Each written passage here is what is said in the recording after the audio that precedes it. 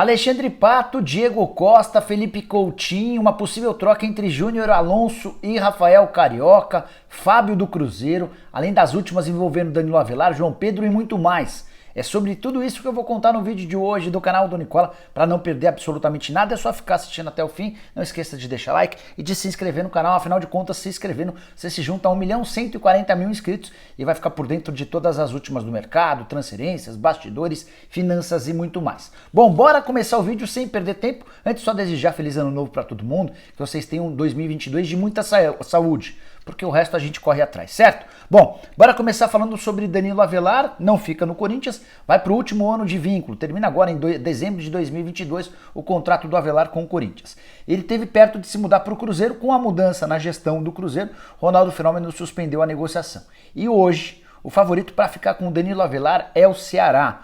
O vovô, que acaba de contratar o Richard, também fez outras opções no mercado, está perto de fechar com o Pablo e tem negociações avançadas com o Danilo Avelar. São dois os cenários para que o Avelar se mude para o vovô. O primeiro deles, a rescisão do contrato com o Corinthians, e ele assinaria pelo tempo que as partes definissem com o Ceará. A outra alternativa seria ele ficar emprestado até dezembro desse ano, e aí, com o fim do contrato com o Corinthians, o Ceará e o Danilo Avelar decidiriam sobre o futuro.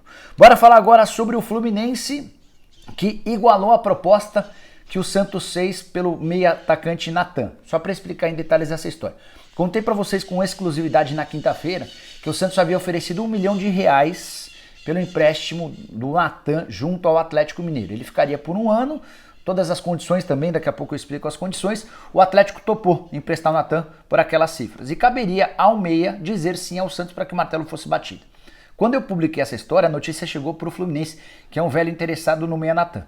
O que o Flu fez? Cobriu a oferta do Santos, ou melhor, igualou, deixou as mesmas condições. R$1 milhão pelo empréstimo, 100% dos vencimentos do Natan pagos pelo Fluminense, 400 mil por mês é o vencimento, é o salário do Natan.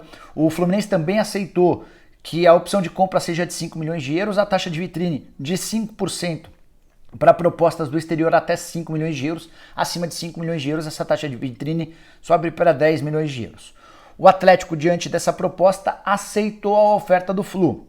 E nesse momento vai caber ao Natan decidir se vai para o Fluminense ou para o Santos. As propostas são idênticas para o Atlético e agora o Natan é quem vai decidir. Ele estava curtindo os dias de férias, a virada do ano, deve passar a dar respostas a partir de segunda-feira ou se for localizado ao longo do fim de semana, beleza? Seguindo por aqui, quero contar sobre o Campeonato Paulista e Carioca.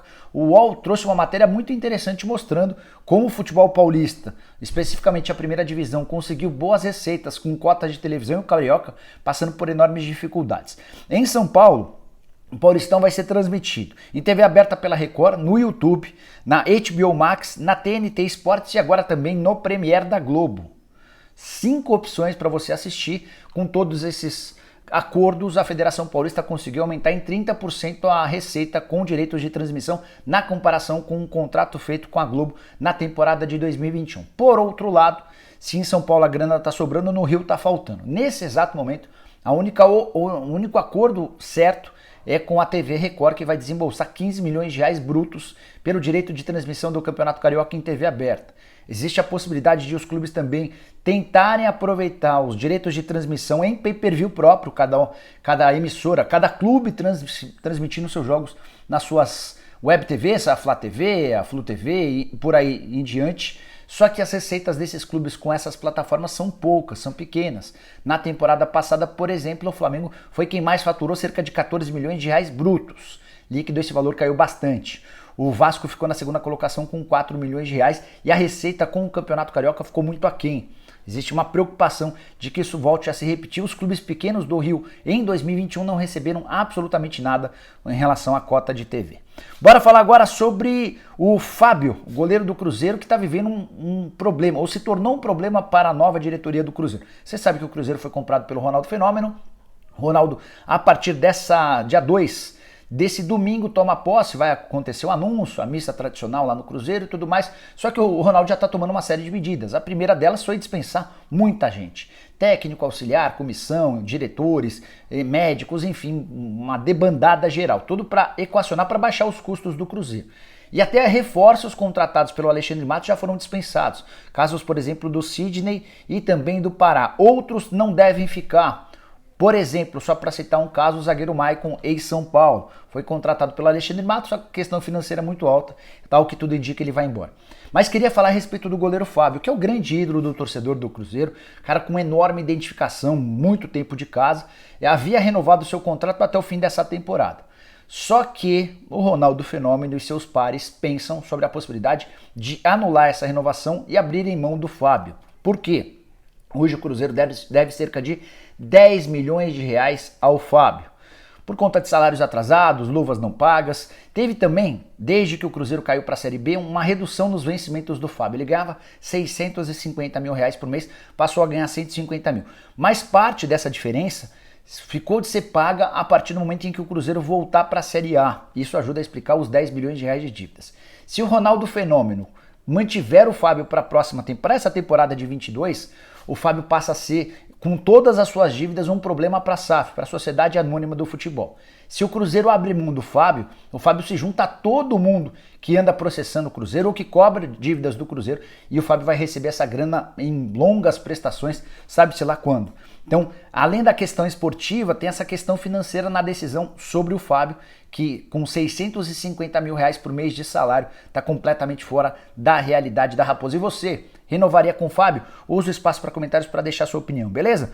Bora falar agora a respeito de Felipe Coutinho, que é alvo de clubes brasileiros. O Coutinho deu uma entrevista, ou melhor, deu a entender que quer voltar ao Brasil. Eu até confirmei essa informação com uma pessoa do staff do Coutinho. Ele entende que voltando ao Brasil ele aumenta suas chances de jogar com frequência e ser convocado para a Copa do Mundo. Pois bem, o jornal El Nacional trouxe a informação de que o Coutinho está na mira do Tottenham, da Inglaterra. A proposta do time inglês é que é das mais curiosas. Eles procuraram o Barcelona e propuseram a compra do Coutinho de graça. Zero. Free. 0,800 no caso, né? O Barcelona não gostou da ideia.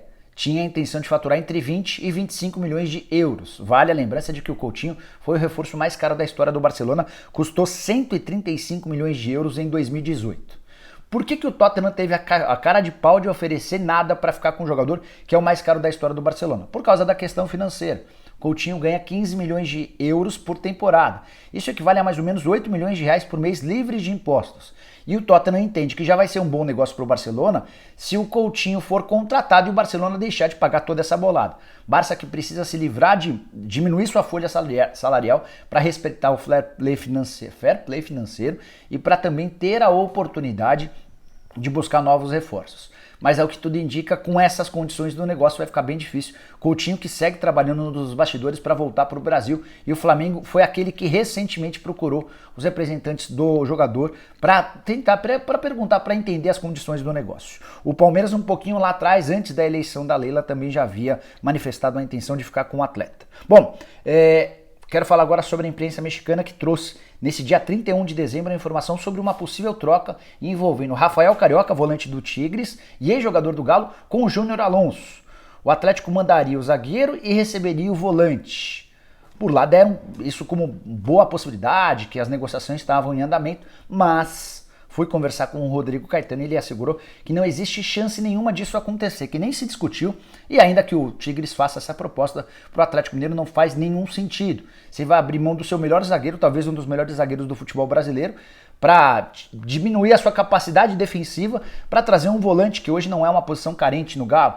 O Galo tem o Alan, tem também o Jair, embora esteja buscando o Edenilson, né? Mas para o Atlético Mineiro essas condições de negócio não servem. Então o torcedor do Galo que ficou preocupado com qualquer possibilidade de troca pode ficar despreocupado, não vai rolar absolutamente nada. Para fechar, ou melhor, para seguir por aqui, ainda tem mais duas informações importantes. Bora falar sobre Diego Costa, atacante do Galo, tem vontade de jogar no Corinthians. Já contei para vocês que no Corinthians existe enorme otimismo em relação à contratação do centroavante de 33 anos de idade. Na virada de 2021 para 2022, o Diego Costa de novo resolveu causar e tirou de todas as suas redes sociais, ou mais especificamente do Instagram, qualquer referência ao Galo. Ele, por exemplo, a foto do perfil dele era uma foto dele com a camisa do Atlético. Essa foto não existe mais. Ele também tirou qualquer menção ao Galo, embora as fotos dele com o Atlético postadas no feed e tudo mais, essas fotos continuem, tá? Mas o torcedor do Galo ficou curioso para saber por que o Diego Costa, na virada do ano, fez esses movimentos de tirar a foto dele do perfil com a camisa do Galo e a menção ao Atlético Mineiro como atleta profissional do Galo. que o Diego já procurou os dirigentes do Atlético para demonstrar a intenção de deixar o clube é verdade.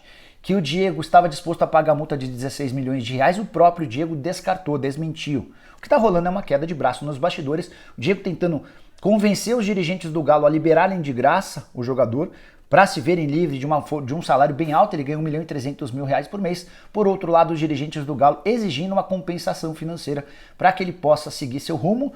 O futebol espanhol é uma alternativa, também tem proposta da Arábia e o Corinthians por trás, monitorando todos os movimentos do centroavante. Contei para vocês no dia 31 que o Cavani, que é um velho sonho do Corinthians, o atual técnico do Manchester United já disse que quer contar com o Cavani não só até o fim do contrato, em junho, como estendendo esse vínculo. Ele entende que o Cavani é super importante para o Manchester United. O Luizito Soares dificilmente vai deixar a Europa, então hoje o Corinthians tem o Diego Costa como seu principal alvo, talvez a única opção real. Quero fechar o vídeo falando sobre Alexandre Pato, atacante que quer jogar no São Paulo. Ele está livre do contrato com o Orlando City, o contrato terminou no dia 31 de dezembro e antes mesmo do término, através do seu empresário Júnior Pedroso, o Pato fez chegar aos ouvidos do São Paulo a vontade dele de atuar no tricolor. O Pato estava disposto, inclusive, a assinar um contrato dos mais baixos da carreira dele. Bem diferente, por exemplo, das duas últimas passagens do Pato no São Paulo, quando ele teve vencimentos próximos de R$1 milhão. O fato de o Pato, na segunda passagem, ter deixado o clube sem cobrar absolutamente nada do contrato restante, bem diferente, por exemplo, do Daniel Alves, que começa a embolsar a partir de agora R$25 milhões, a saída do Pato dessa forma, ela causou uma boa impressão com torcedores do São Paulo. Mas, entre os dirigentes que receberam essa oferta, houve uma reunião, uma discussão, e aí, contratamos ou não contratamos o Pato? E por maioria optou-se por descartar Alexandre Pato no São Paulo. Então o Pato queria muito jogar no tricolor, mas não houve adesão, não houve a intenção do clube em fechar com ele. O Pato também foi oferecido ao Internacional, mesma situação, o Inter avaliou e considerou que não vale a pena. O Pato não estava muito disposto a jogar em outros clubes brasileiros, ele procurou esses dois, são os dois com os quais ele tem mais identificação. Então, nesse momento, a maior tendência é de que ele acabe fechando a renovação do contrato no Orlando City. As partes já estão discutindo, até conversei com o Ricardo Moreira, que é o diretor executivo de futebol do Orlando City, ele confirmou as tratativas. O Pato, que ganhava R$120 mil por mês nos últimos meses do contrato com o Orlando City, vai tentar um reajuste para permanecer por lá. Você gostaria do Pato no seu time do coração? Use o espaço para comentários. Também não esquece de deixar like, de se inscrever no canal, de se inscrever também no nosso canal de cortes, youtube.com/cortes do Nicola. Vou deixar o link na descrição para você não perder nada. Fechou? Ótimo ano para vocês. Assim que surgirem mais notícias, eu volto para deixar vocês bem informados. Abraço, tchau!